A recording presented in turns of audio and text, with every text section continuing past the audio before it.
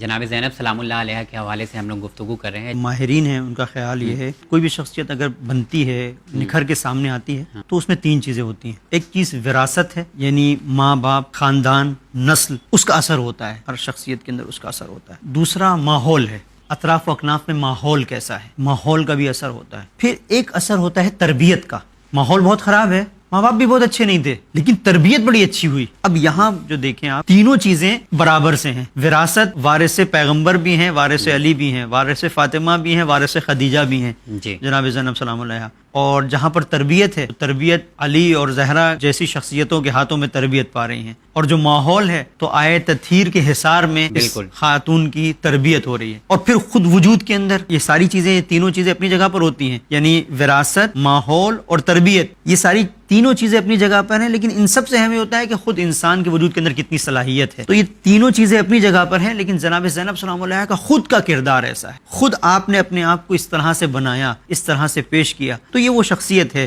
کہ جس کی تعمیر میں تربیت کا بھی کردار ہے، وراثت کا بھی کردار ہے، ماحول کا بھی کردار ہے، لیکن سب سے بڑا کردار خود اس شخصیت کا ہے جی کہ اس نے ان تمام چیزوں سے وہ کچھ جو حاصل کرنا چاہیے تھا لیا، اور اپنے آپ کو اس منزل پر پہنچایا کہ حضرت صدیقہ طاہرہ کے بعد ثانیہ زہرا ہیں، لیکن ثانیہ زہرا کے بعد کوئی ثانیہ زینب نہیں۔